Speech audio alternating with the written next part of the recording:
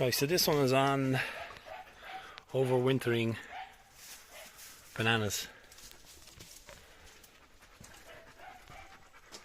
The Lasiocarpa and the Musa Basjoo here. And here. So what you can do first is,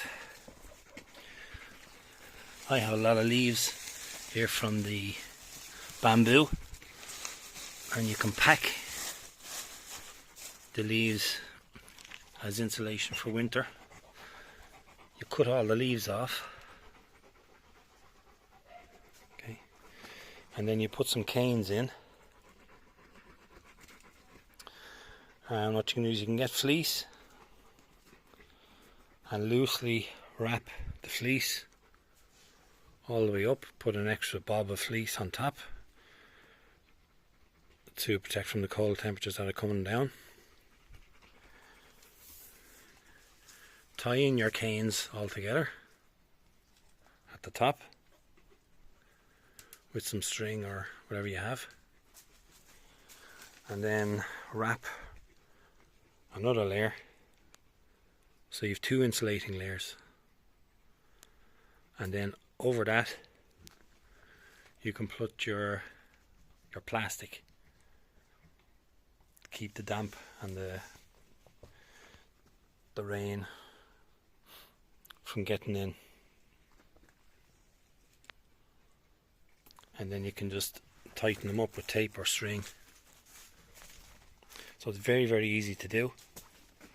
So I have 3 Musa Basjoo here.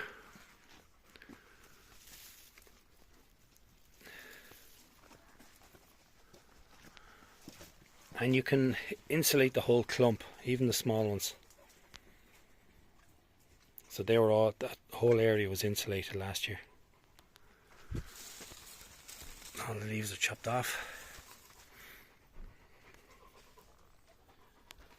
So that's one way of doing it. And that's basically if you want to keep the height. Okay, if you want to keep your height, so it'll kick off next spring from this height when you unwrap it. So this is another way, and they both work. So whatever method suits you, just do it, because they both work, okay? So previously I used canes to protect. See the way that leaf has come back since it's been chopped? Okay. These bananas, as I said before, they're coming out. I've already taken out the Paulownia, and I've transplanted one down into the corner here and one over along the hedge line over here. And the second way you can do it is just chop them and leave several inches of the pseudostem and its pups above ground.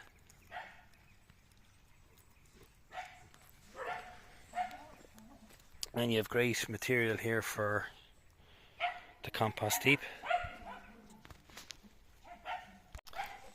Right, and what you can do is, if you have dry bark wood chips, you can buy them in bags just to keep the tops of the stems clean. I'm using fleece. I prefer to use fleece rather than the bark chips or straw, because you can just, every season you can just shake them out, clean them up and just reuse them. So I don't have to buy any bark chips or straw, but they'll both work equally well. So put that layer down over top just to keep the stems clean, so they're not going to get any kind of infection. Right, so what I've done now is I've opened up a bag, full bag of the compost, and this compost has been kept in the tunnel there for a month or so, and or a few weeks anyway, and it's dry to the touch, it's not soaking wet. And that's, you just pack that around the bananas as an insulating layer, a mulch, Right, so what you can do is you can use your old bags, plastic bags, and you put the plastic over, preferably black plastic, to stop the light going through, so you don't want any kind of late autumn growth coming up. You will notice the pseudostem trying to push up new growth, but don't worry about it. Once you have that weighed down, that will stop. It won't be able to get through. Once you get that black plastic down to stop the sunlight, you can put down any other kind of plastic on top just to weigh it down, and then you can put some rocks on it. So the plastic is to stop the rain, the ice and the snow and the really bad winter weather from penetrating to and getting into the compost, which could rot the pseudostem in the ground. So I've used this method and it works 100%.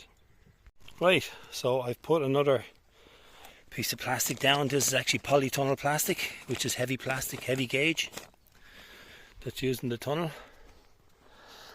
And I've used this last year for the bananas, and it's great. So all you have to do then is weigh down the stones, put down heavy rocks around it, and then a heavy rock on top, just to stop the wind from Max getting in the shot again. Goodbye. So I know if we have a normal Irish winter, even if it drops, we get some icy weather for the week or two, those bananas will grow next spring. Right, so there's a banana down here that I planted and forgot about last winter. It had zero protection and I basically did nothing with it, and because all the weeds and everything was so bad around here before I cleaned them out, I didn't really notice this plant, got no feed, didn't do anything with it.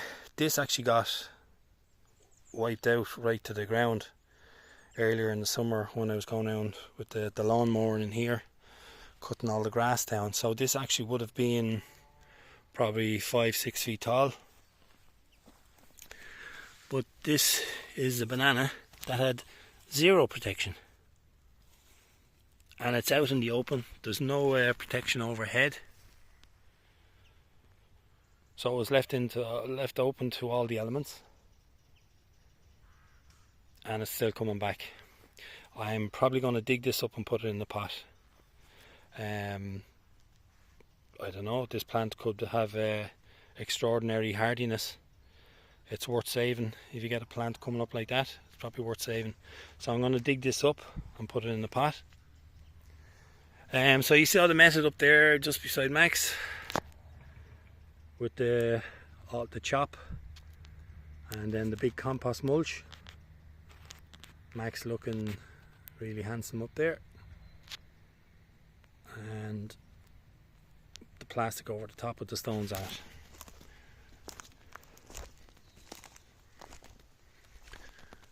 And I'm going to show you the bananas in here, which I used that method, which proves that they can come back after just chopping them down, mulching them and putting the plastic over them. So these were chopped to the ground. And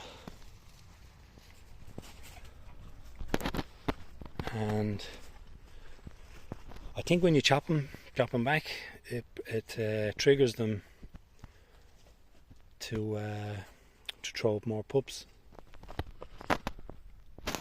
So I'm going to leave this here. I'll probably chop it back and put some plastic over it. Here's another one here.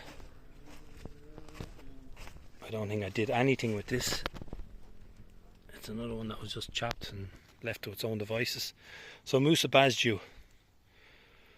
If you're looking to get some bananas to add to your jungle tropical style garden for the big foliage, and they are dramatic, they look fantastic, Musa Basjoo is the one to go for.